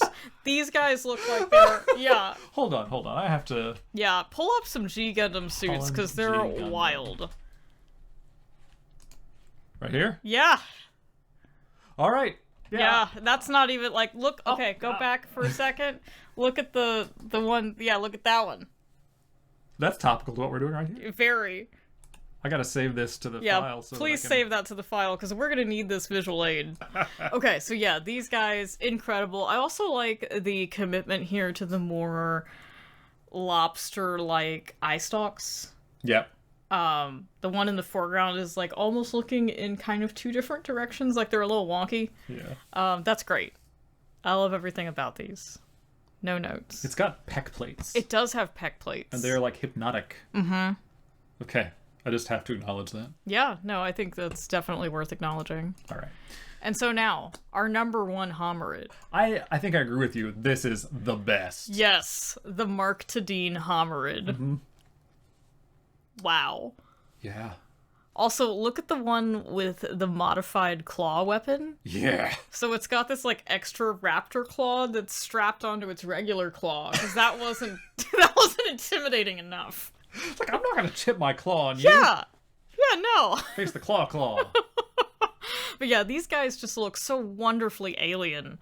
And I love the one that's closer. I like that we've mostly seen these in groups of like 2. Mm-hmm. Like that adds to the threat. I think if there's just one on their own, they feel a little less threatening, but it's like, oh no, part of the problem is that there's many of them. Yeah. It's not just the one lobster man that's coming after you. It's so many. Mark Tadine is a master of texture, like in all his pieces. Yes. Amazing. So textured. But it's usually things have a they have a smoothness to them. They feel like almost creepy, slimy. But these are so rough and jagged in contrast to that, and like bumpy. They look bumpy. And that's cool. Yeah, I kind of want to get a print of this and like hang it in my bathroom. Yeah, that is incredibly you. I like that. You should. I feel like guests, all the guests I have over should have to look at this when they're in my bathroom. Yeah, I'll get Richard Kane Ferguson art. Cool. And you get this. Yeah, that sounds great. That's fine. I like this for both of us. Yeah, I love the eyes. So I like it when eyes are not all one color, and I love when they have pupils that are not round. That's great. Yeah, these are super cool. What are actual lobster eyes like? Let's answer this question. These are like goat. Yeah, they're like goat eyes. Huh. I don't see anything quite resembling this, but it was a good. Yeah, it's a good call. decision to make them look like that, because they kind of look like goat eyes. Like, it just kind of adds to the alienness, I think, of them. Like, oh, these are other. This is a weird connection that my brain is making, and I don't know if there's a reason it is. I mean, it's an intuitive connection. Yeah. So there must be something here. But it reminds me of these shirts from the Schlotsky's Bun Run, which was just a sponsored marathon in Austin. Can you please find something referencing the Schlotsky's Bun Run? Unfortunately, this is I'm thinking of a shirt my mom had 30 years ago. We're not going to be able to find this. Oh, it's the internet. We'll be able to find it. Wow, they still do it. They're still doing the Bun Run? Yeah. Oh my goodness. Here, I think this might be the image I'm thinking of, though. Yeah. 1987. Wow. That's incredible. And something about maybe it's the... Is it the colors? I think it's a few relatively muted colors. Uh-huh. And something about just this nearness to a figure who isn't quite facing you or something. Yeah. There's in this Bun Run thing, there's the one whose butt is near your face, and then there's a bunch in the background, but there's just it's kind of like two. There's a near and a far figure. I don't know. I'm going to have to check out that eBay listing later and see how much those are. Yeah, I have been thinking about this for weeks as this was coming up. Yeah, because if I can snag one for a relatively affordable price, I will wear this for the final video. That would be amazing. Yeah. Well, that forces me to keep this footage in. Yeah, we'll have to come back to this so I can find out how much the Bun Run shirts are. Yeah. Okay. Okay, amazing. Yeah. This is so worth it. I didn't know where this tangent was going to go, but this was 100% worth it. Yeah, I'm good at starting tangents and not arriving at my point for a while. And when I say good, I do not mean good, as in good. Okay, so yeah, number 1 Homarid, Mark Tadine, congratulations. Amen, I agree. And then the other common Homarid is a common 3, Homarid Warrior, who is beefier. Yeah, this is a 3/3 for 5. Yeah. So beefy. Again, there's no room for flavor text on these. No. We're too busy talking about these rules. And these rules are pay 1 blue, and the Homarid Warrior may not be the target of spells or effects until the end of turn, and does not untap as normal during your next untap phase. And if it's already untapped, tap it. So you're not going to get away with anything there. It's not like you can keep this up as a defender who can be given Shroud. No, you must tap it. But at least you can do this at instant speed. So this can actually save your creatures from... So this is better than the other thing that was you can only do this at your upkeep. Yeah. This is legitimately useful. This is early Shroud. This has applications. I love how it looks like the shell in the back is strapped on with a belt, which kind of implies to me that the shells are it's like a backpack. Yeah. It's not part of the organism. It's oh yeah, they probably killed the thing that lived inside it and filled it up with tasty snacks or whatever. Or maybe they're giving it a piggyback ride. I don't think that's what's happening. Okay. I don't think that's who the Homarids are. I would like to think that they're... It could be like the spiders who keep the frog pets. Yeah, I mean, maybe. I don't know. I feel like the image that we end up seeing painted of the Homarids is that they probably ripped out whatever was living in there, ate it, and then I think you're right. Filled that up with whatever they wanted to lug into the battlefield. Yeah, optimist, pessimist. Yeah. Yeah, Daniel Gillan is the one who illustrated this, and then he's just got this spear with a drill tip on the end of it, which is... I think that's another shell. Okay, it's probably another shell, but it functions as a drill tip. Functions functionally. This is a very large drill tip, and you just don't see that in medieval combat a lot. People running around with the drill. I'm going to get into the night this way. You really don't, but maybe, that'd be effective. Maybe that's why the Homarids won. They had to get to that Vodalian soldier's arm somehow. He's going to unscrew all the little... He's going to take it off bit by bit. I mean, so stupid. Back to that Vodalian that guy soldier who's thing, real concerned about his right arm. Maybe this was Susan Van Camp fighting back against the sexist trope of the female armor, which is so skimpy. Yeah, like the bikini armor. I'm gonna see this dude's pecs. Yeah, whole chest out, just right arm though, totally suited up. Yep. It's my fighting arm. Yep, he's like, I gotta protect it. I can't just. All right. Let's look at the other two. Yeah. Randy Asplin Faith did one. Oh my god, this one is so good. I love this Homarid in this feat of strength, like taking down an eel. Oh, I thought you meant his feet because his feet are amazing. Yeah, they are. Let's They're focus really on his feet. Yeah. Free Homarid feet for everyone. This one also has some kind of terrifying implement strapped onto both claws. I had not noticed that. Yeah, because again, don't want to get your claws dirty. Oh, it is piercing the serpent over here. That serpent has been bisected. Yeah, it's just destroying that serpent. But yeah, its feet are fascinating. Yeah. And I love this. Like, this feels very much like there's a lot of paintings that show, like, there's one that's like Saint Michael versus the dragon. He's like triumphant over this beast, is like stabbing it through the heart with a spear. This has a very, I don't know, like almost religious quality to it. Yeah, Saint Michael fighting the dragon, I think, is the one I'm thinking of. There's different depictions of this. Okay. I think it's this one. It's the Raphael one. Saint Michael vanquishing Satan. Oh, okay. Yeah. It has this energy to it for me where, like, I imagine this painting, like, lining the ceiling of the Homarid, like, the Homarid Sistine Chapel.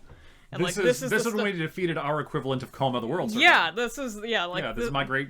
Uncle Greg. Yeah, this is when Greg the Great defeated besting Coma the World Serpent. And yeah, I just love this. I think it's fantastic. I had never noticed the feet, and I guess that's just lobster feet are similar to like spider feet or something, right? They're just like they're kind of like this. Yeah. And someone just thought, okay, so if a lobster evolved toward a bipedal mode, their feet would adjust into this. Yeah. And okay. Like, I think that kind of works. It's cool. I don't know how well they would actually function with feet like this, but it looks cool. Yeah. It does. All right. One more. This one has a very imposing aura. Yeah. So this is a Douglas Schuler Homarid. This one missed out on some of the more threatening weapons, but it's just got this, like, club thing and a little shield on its claw. Oh, it does. So that's kind of cool. Aside from that, like, this looks very classically just like a lobster that grew, like, real long legs. You know how in Brothers War you can tell which bots were created by Urza and which were created by Mishra, because Urza has the bubbly style and Mishra has the edgy style? Yeah. This is the only Urza Homarid, and all the other Homarids are Mishra Homarids. Okay. This one's just, it's got a bubbliness to it, and it doesn't look weak. Yeah. It looks bigger than the others. I think that's partly the way it's... Yeah, I think part of its perspective is that we're looking at it like... It barely fits in the frame. It barely fits in the frame. We're looking at it from a visual perspective that implies we have been knocked down and are about to be hit with this club. Yep, okay. But aside from that, I mean, it just looks very crustacean. You know, it doesn't have a lot of features, aside from the kind of long, two-legged stance. And no extra leggies. It doesn't really have anything about it that really screams, like, it hasn't diverged much from its lobster origins. And from our modern perspective, where everything can have just absurd stats, 3/3 isn't that imposing. Yeah. But this is the era still where Hill Giant established, a 3/3 is a big thing. And so these Homarid warriors being 3/3s, I think we're supposed to read that as these are they're strong, hefty chonkers, which like makes sense flavor wise for like a creature that's basically encased in armor. Yep, that's cool. Yeah, so very cool. Is that all the actual Homarid creatures? There we go. Okay, those are all of our common creatures. Yeah. So we have 2 uncommon creatures and an enchantment. We'll come to the enchantment last. Yeah, let's look at that one last. All right. The Homarid Shaman. I love this one. This might be my favorite Amy Weber art. It's amazing. Usually her art is a little low detail for my taste on magic cards. the Celestial Prison being the classic example, but this one is perfect. I love everything about this. I love the inclusion of the tiny crab down in the corner. I love that the shaman seems to be attuned with the moon in some way and has this like moon staff. I think the moon causes the tides. Yeah, and I called this out in the orbs video. Yeah. I was just like orb. Yeah. But then also like I love the adornments that this thing has. So it has these little like gemstone it wouldn't be subdermal, but like these little like piercing things like set into its shell in its claws. It's got little like tattoos on its claws. It's got an ankh. Yeah, it's got some very cool things going on here. Yeah. And I love its little necklace too. It has these like feathers and spines hanging off of it. It's really visually interesting. Again, this one looks very much like the last Homarid we looked at. So like this would be another Urza Homarid, just a little more round. You're right. Yep. It's also very lobster-esque. Like it looks like it has the same bipedal body plan that they all seem to have, but it's still very lobster-like. Yeah. I think this is actually a pretty strong counterexample to what you were to what you were saying about the this warrior obviously killed the snail because they're just so brutal and everything. This implies culture and intelligence, which I mean you could have. I guess your culture can be brutally killing everything. Yeah, but I think this implies too like it's not. There is a tiny creature below that it's not eating. Yeah. I think that's a large part of it. So there is that. It has pets or friends or something. It is also a crustacean. Yeah. So it might have some views about what creatures. They're really anti-mammal racist. Yeah, I was like, maybe they're like crustaceans are fine. If you don't have claws, you gotta go. Yeah. But yeah, I think that there is something to be said for that. That there's this tiny little crab down in the corner that's not getting eaten or otherwise brutalized, and like it looks like the crab is participating in whatever's going on here. It's really cool. I love it so much. And despite being, a rare, let's see, just make note of the rarities for these folks as we go. This one is listed as... It's part of the reserved list. So, yeah, it's a rare. So it's an uncommon one. Appeared once on the uncommon sheet. But despite that, it actually has room for flavor text. It does. Which says... The ground grew swampy. Hooves and claws sank into the marshy earth. Snarls of rage and bleats of despair echoed through the trees as the waters grew higher and higher. Kailiki of Havenwood. Havenwood remembered. Yeah. So this is our other color hoser. This is Blue's anti-green card. Yeah, tap a green creature. Yeah. So yeah, I guess what's implied here is that the Homarid shaman is doing some kind of magic to suppress a green creature in some way. Yeah. So if a swamp is a drowned forest, they are sending in the waters. They're summoning the tides. Summoning the floodwaters. That's actually pretty cool. Yeah. I mean, this is a real expensive 2/1. It is. So, it comes with the ability to actually really mess up the green player. Yeah. I don't remember what I was doing, but I did actually try to play this in a commander deck one time. Really? Yeah, it was purely for the art, but... That makes sense. I mean, our friend Andrew has a blind seer deck that just, its entire shtick is messing with the color of other cards. That could do that if it wanted to. Yeah, it's a steep cost, but you could do that. Yep. Yeah, that sounds fun. Okay, and then that takes us to our final Homarid, who is our big chonker of the day. It is the Deep Spawn. So majestic. Yeah. And once again, phenomenal Mark Tadine art. Mm-hmm. And like the Vodalian soldiers who had a really monochromatic palette, this is also pretty monochromatic, but it has a very, I want to say a very different tone, somewhat different tone. This feels warmer to me. Something about there's enough green in the water that doesn't have that coldness. Yeah. Yeah, this is an 8-drop, but it's a 6/6 with trample. Mm-hmm. During your upkeep, you take 2 cards from the top of your library and put them in your graveyard, or in modern times, we would say mill 2 cards. Yeah. Or destroy Deep Spawn.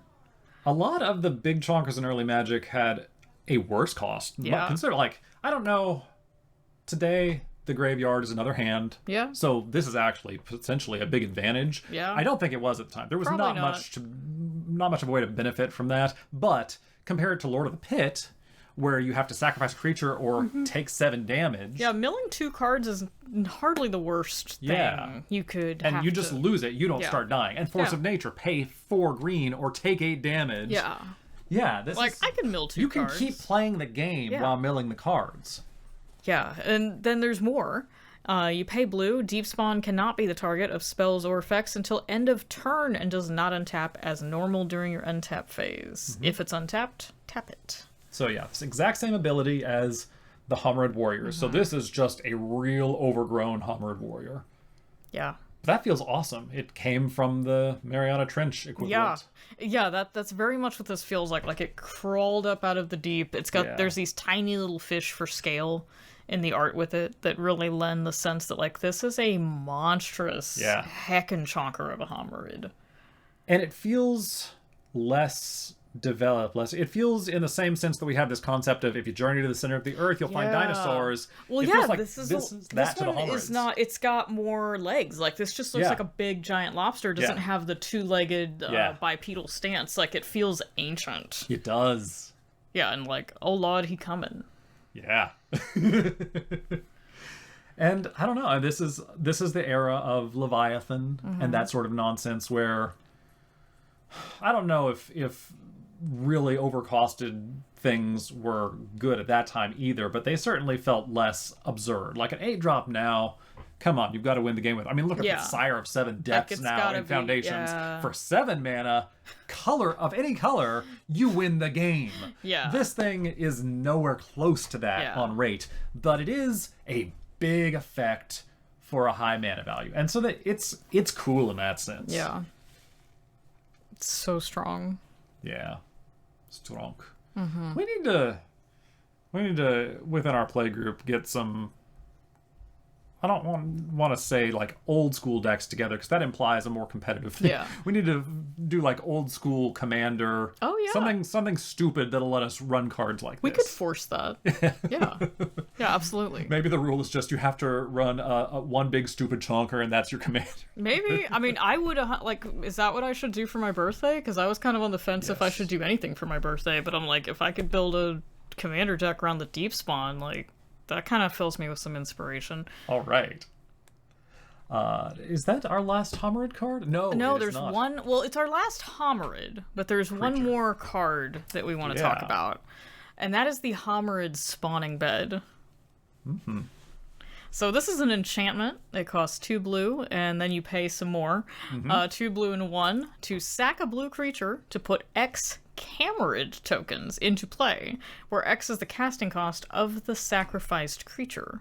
Treat these as a 1/1 blue creature. Yes, I love the explanations for how tokens work back then. Me too. But they're pretty new. Yeah, this is illustrated by Douglas Schuler, and it just it feels very like it reminds me of Alien, like the way the eggs are situated, and then you have like the looming shadows in the background of the Homarids. I quite like this art.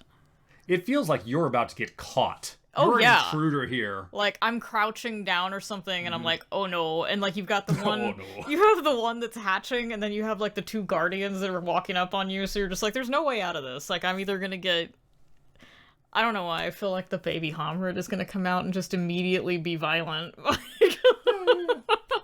And then you've got like the 2 adult Homarids back there. Like, if you can get away from the baby one, because I don't get the sense that you're trying to steal these eggs, but maybe you are. I mean, I might. Like, I'm kind of. You were just curious, and now you're I regretting mean, your curiosity. I'm probably just like, I wonder if these are good hard boiled, and then now. Now you'll never have a chance. And now to I'll find never out. know. You were the snack after all. Yeah. It is interesting that like Goblin Warrens, which is the equivalent in the cycle, right? Yeah. That one can just go infinitely because you can sacrifice the same things. This one, you have to sacrifice something with a casting cost. Yeah, so if you sack the token, you're not going to get anything out of it. It's not, it doesn't create like a self-sustaining But you get a lot, engine. potentially a lot more at once. Yeah. If you're cannibalizing a Homarid Warrior, you get 5 in one go. If I'm cannibalizing a Deep Spawn, Yeah. Yeah. Now I really want you to do that for your birthday. Okay, because I want that to happen very specifically. I think I might do that. Yeah. I've got some store credit at our LGS. Yeah. Just go buy a bunch of Fallen Empires cards. Well, then, that's a great segue. How are you going to pay for a deep spawn and for a Homarids spawning bed? I would propose you might do that I have an idea. by playing High Tide. Yeah, I was like, there's a card that I love called High Tide. Yeah. That says, this is a 1-drop instant. I've played this in Commander. It has had some fun. There's some decks, like I think there's a legacy deck that plays with this. But it's really cool. So it's 1 blue. Until end of turn, all islands produce an additional blue when tapped for mana. So if you can, like, the dream here, because this isn't until end of turn, is that if you can somehow figure out a way to start untapping your lands, like, I don't know, mind over matter. Yeah, there's some ways. Is that you can keep this train going. This is such an exciting effect. And there's some really lovely art. My favorite is the aquarium scape with all the fish on it. Yeah, let me that's my get to us to the different views so we can actually see who did which art. Yeah, that's my personal favorite one. It's the Amy Weber. Yep, okay. That's the one that it's just got all these different sea creatures on there. There's an octopus, there's some little tropical fish. This is really her set. Coral, yeah. Like this is kind of her set. She's got some real bangers in this one. But yeah, that's my personal favorite. There are 2 other printings. Yeah. Yeah. Do you want to look at the Anson Maddox one? Is also a strong like. They're also different. Second, I love this one too. I think. What am I trying to go? I don't want to say runner-up. That doesn't like it's better than a runner-up, but just like this one and the Amy Weber one are just like almost tied for me. Yeah. Which this one has some flavor text. Mace Phelan and her tides favor you.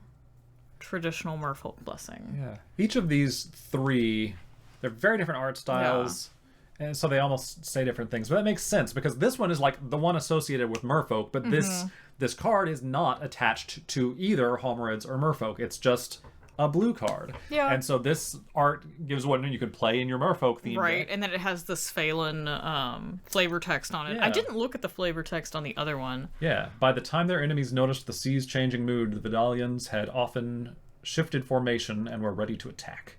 So that places this with the Vodalians too, but there's none represented. Yeah. It's just ocean life. Yeah. So that's still fairly generic. And then the last one is Drew Tucker, and Drew Tucker is almost always very impressionistic and vague, and that's the case here. Yeah. To me, this looks like looking up from underwater and seeing someone on the shore, but it may be looking from I can see that. From above and seeing a merfolk in the water. I don't know. Yeah, it's ambiguous. Yeah. This one says, when the very tides turn against you, it's time to consider retirement. General Kurzog. Is that... We can probably figure out which faction General Kurzog is with too. I thought he was with the humans or like the Acacian. It sounds faction, like a Dwarven name but to me. I could be wrong about that. Oh, Sarpadian orc. it was an orc. Okay. Well, fair enough. All right, so it's interesting. A lot of the times I don't follow the exact sequence of when which army fought another army, but apparently the orcs were in conflict with the merfolk at some point. Or rather, the Homarids, I guess, is more likely, because they're the ones in control of the tides usually. It seems like. I mean, that's what's being depicted on Homarid Shaman, is it looks like they're controlling the tide. That's my thought. But yeah, high tide, it's wild to me that, we've talked about how in the official encyclopedia that we have back here, and we've read the relevant sections when it calls out the relevant cards from the set being the Aeola pile and the Hymn to Turak and the Order of Lightbur or the Ebon Hand. Yeah. It says nothing about High Tide, but High Tide is the one that has a legacy deck named after it. Legacy is an insane format that I do not understand. But I think it's full of turn 2 and 3 wins and things. I was you can do some crazy stuff. I looked up a primer on High Tide. I think it's Tide Spiral. It involves the card Time Spiral and High Tide. It's like, this is a slow deck. It wins on turn 4. Oof, so slow. Yeah, so it just controls. Really dirtles. Yeah, it just exactly. But it basically draws as much of the deck as you need to. Wins via Storm, casting a Wish spell to pull your win con out of your sideboard, which then mills out your opponent's entire deck. Wow. On turn 4 by using I think Time Spiral untaps all your lands, so you high tide, untap. Yeah. What a world. And I guess high tide really stands out in that ramp is a green thing. It is not a blue. That blue is probably the least adept at getting more mana. Having played an amount of blue, I 100% agree that, that's usually the biggest problem I run into is that, like, oh, I wish I could get some more mana. I wish I could get some more mana. Yeah. And, I mean, they've finally, they've introduced more things that, like, make treasures and stuff like that, but it's still not consistent enough to to make up for that lack of, like, green is just, it has so many options to ramp up into big spells that, Before we keep going through the non-aligned, non-faction aligned cards, let's macro look at the Homarids as a collective. Yeah, so putting aside my personal biases for loving crustaceans and just the concept of a whole race of big, like, bipedal crustacean people, they're kind of slow. They're kind of slow and tedious in terms of what they do. We ramp up into the deep spawn, which is quite impressive. Yeah. But aside from that, I mean, we've got the tide counters thing, which is flavorful, but, like, I don't really want to mess with that. We've got the shroud effect that you can activate, which is fine. And then, we have to sack a creature to make a bunch of Homarids, which, like, that's okay, but they're all little 1/1s. We don't really have a way to pump them up or make them better in this faction. So, they're a little bit underwhelming in that respect, but they do have some decent stats. We've got the 3/3, we've got the 6/6, so I guess they kind of make up for it in that respect. As a adversarial alien force, they're pretty cool. Yeah. Like, it's strange when I think of them, and I haven't been looking at the cards in the past few minutes, I just think of the title mechanic. And I would have assumed that was on 3 or 4 different cards, not just Homarid. Yeah. And we will see it again in a minute on a non-Homarid specific card, but we actually see the shroud mechanic on 2 things. The deep spawn and the Homarid warrior both have that. And that, now I'm thinking, it feels like maybe that is these are not just alien to us, but they come from so deep, they're actually closer to the core of what the Earth truly is. And there's something primitive to them where they can just shrug off kind of fancy modern things like magical spells. Like they can tap into something that because they don't seem particularly advanced in any technological way. Yeah, like they're wielding weapons, but they're not shown. It's not shown that, like, oh, they're the various peoples of this world are, like, invaded by a force who's just technologically outmatched them. Yeah. Like, they're just using spears and things. Yeah, and they just care about different things than us. They're advancing on whatever trajectory is important to them, and it's not visible to us. Yeah, we don't know what it is. Yeah. But it might be mutually exclusive with what we want. Yeah, seems likely. Yeah. I think there's 2 more commons here, which I think blue has the most non-creature and non-aligned spells of all the factions. The Mercine is the next one. And I did look this up because I was curious, and this is just a type of fishing net. Oh, okay. I was going to ask, I was like, I have no idea what that is. Yeah. It took me, from 1994 when the set came out, and I looked at these cards, and I never bothered to look it up in the 30 years until we're making these videos. Actually, did I find out? I did find my way there, but I think... oh, that's right. It's Seine is actually the word. It's just a scene. Is that like the river Seine? I don't think so, because that's the name of a river, right? Yeah. No, just a Seine. Seine? Looks like it's just Seine. Oh, it is spelled the same. Yeah. These are almost certainly related words. The river fishing net which hangs vertically in the water with floats at the top and weights at the bottom. So that's and it's drawn together to encircle fish. Okay. So there you go. So I bet they probably developed that fishing technique in the River Seine, and then they just stuck Mer on it for it's a merfolk catching net. Okay. Which I suppose implies that this is a Homarid tool because, well, no, in one of these, in the Heather Hudson art, it looks like the merfolk is using it. Yeah. So maybe it is both the net that catches merfolk and the net that merfolk use. Perhaps, yeah, because in the Margaret Organ Keen, there is a merfolk being trapped in it with some onlooking fish, horrified. Yeah. Or laughing. It's hard to tell if it's sometimes those expressions look really similar. But the Pete Venters one, it looks...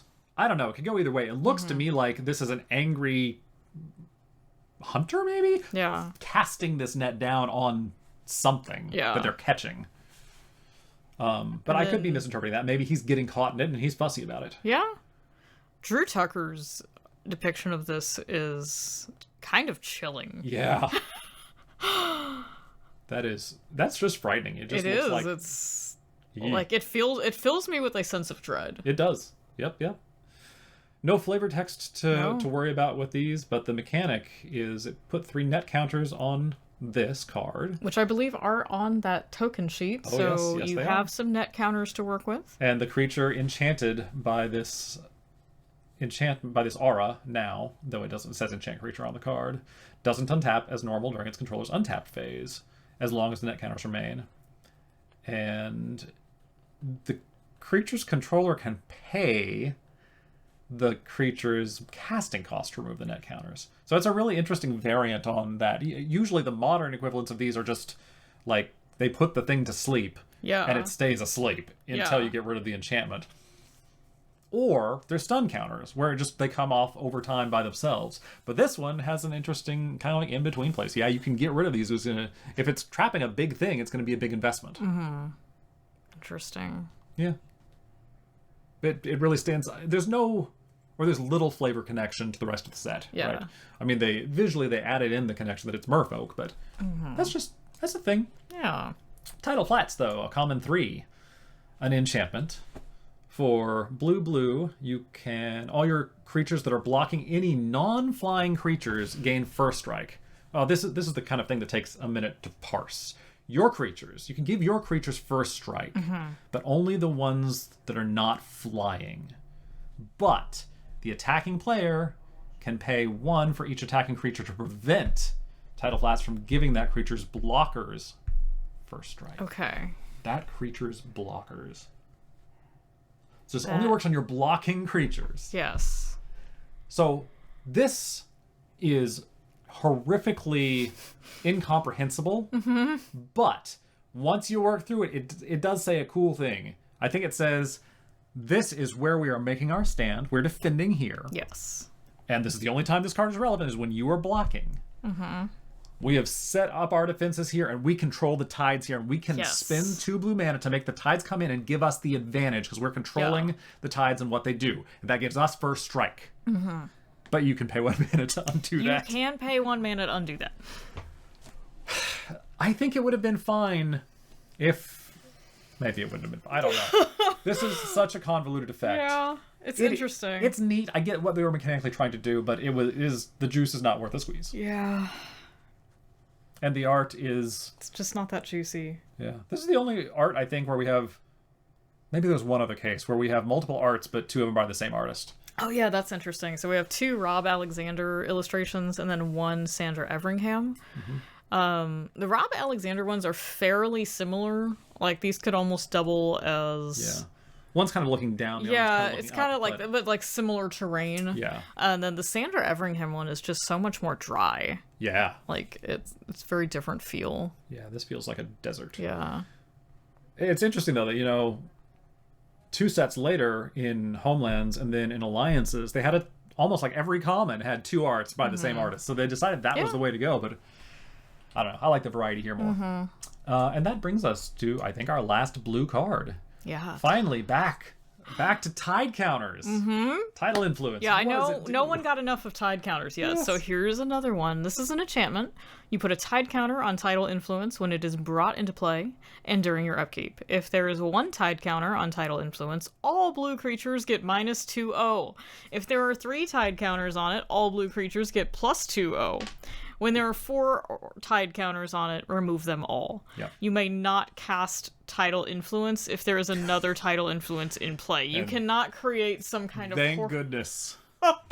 Well, there goes my idea for the deck I was going to play. Yeah, everything could get +4/0 on certain turns. Yeah.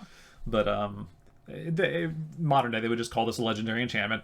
Done. Yeah. But... And, like, I know that's a moon in the background, but from this angle, it really looks like the Death Star. Classically, people confuse those. Yeah, that's true. I hear, that's what I hear. Yeah. This is a weird organism in the art, because it looks like a brain, but it also looks like a jellyfish. Yeah. It's probably intended to be a jellyfish. Yeah, it does. It does have that feel of a brain, though. It's really cool. But clearly what's going on is it's just them taking the tide mechanic from the Homarids and giving them a way to make it more applicable without playing that specific creature. Yeah, you can still get that effect even if you're not playing Homarid. Yeah, and they wanted, I guess, to make it not affect toughness also, because then you couldn't play 1/1s on this card. Or oh yeah, one that would be toughness great. anything. It's just like, oh no, the tide came in and like all your things died. all my stuff has drowned. It murdered your merfolk, which would be weird. It would be weird. Well, not these merfolk, but the merfolk of the Pearl Trident could not endure these tides. It's like, oh no, there's too much water. Yeah.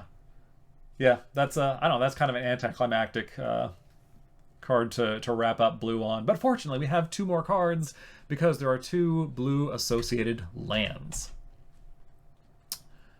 Mechanically, they will be incredibly familiar because each color has a identical pair of lands from the mechanical perspective, but these 2 are the Sand Silos and the Sphalenite Temple. I love the Sand Silos. Yeah.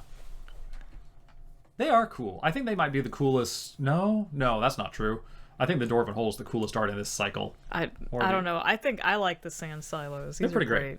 Usually it seems pretty clear that both of the lands are associated with the civilization as opposed to the encroaching I feel like menace. The Sand Silos are Homarid. Right. And I feel like the Sphalenite Temple is obviously Merfolk. That's my sense too. Yeah. Which is, it's the only one. I think it's just something about the texture of them. Like, this feels, and they're above, they're on the sand. They're not, we've only really seen Merfolk, like, hanging out under the water. And we see Homarids primarily on land, actually. Homarids can walk around I think they like to be near the water, but they can walk around on land, obviously.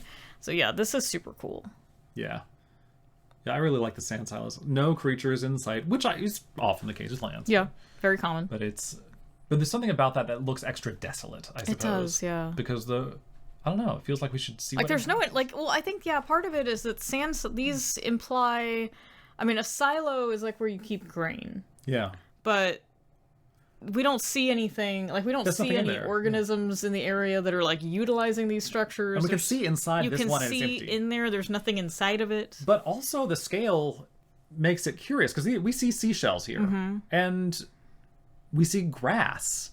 And unless the scale of those shells and grass is way off from our normal expectations, these structures are only a few feet tall. Yeah, they feel relatively small. Yeah, at max like 4 or 5 feet. It's like, what are they used for? Yeah, so they're almost like hay bales in a sense, aquatic hay bales. Yeah, I'm like, what? I'm wondering if like you fill them up with the seashells or like little oysters or pea crabs or I don't know. But yeah, I like the Sand Silos. Yeah, and then the Sphalenite Temple that's the one you mentioned playing, right? Yeah. And like a lot of these, we just have another depiction of the civilization after the fact when it no longer exists. The empire is a former empire. Yeah. It is a fallen empire. It is. That's when you're supposed to be mean to me for it hasn't fallen just yet. Oh. We have one more color. Yeah, but like in this... Okay. I like that we have a headless statue. Like what clearer way to communicate to a modern audience, like fallen civilization of the past, antiquity, because we associate headless and armless statues with Roman Greece, right? Well, yeah, and we have all these fallen columns and various columns things. Too. Like, yeah, this is like very Greco-Roman. Yep. This used to be this amazing structure. Now it's all kind of rubble and ruin. And we have this cool bit of writing here too, or symbology of some kind, which fits in with it being a temple. There's probably prayers or something. Runes or something. This is like a bigger depiction of whatever that one creature had written on the seashells. Yeah, it probably is. Yeah, that's cool. Yeah, I don't know what's causing the bubbles though. It implies there's active life here, but I suppose that's. I mean, there's some seaweed and stuff. Yeah, so this is. Yeah, it's the wilds have moved in, the wilds of the sea. It has been overtaken by nature. Yep, that makes sense. It's all toppled. I like there's a lyre here. I guess we see two instruments depicted in the Hall of Fallen Empires, and they're both lyres. There's That's the only instrument that you can play in Sarpedia. In Sarpedia. Yeah, that's the rules. That's the only one they have. It's an obscure law. Otherwise, the hand of justice, smite. Yeah. That one pic in that one art, like that's what he's doing, is he's handing out. Someone tried to play a flute. Yeah, and we can't have that. Yeah. That is very illegal. Okay. One left. There's The best one one left. Yeah, obviously. Obviously the best color. But this was good. This one is really good too. Through the magic of editing, no one else has to sit through this. Imagine if they did. Free Homarid feet for everyone.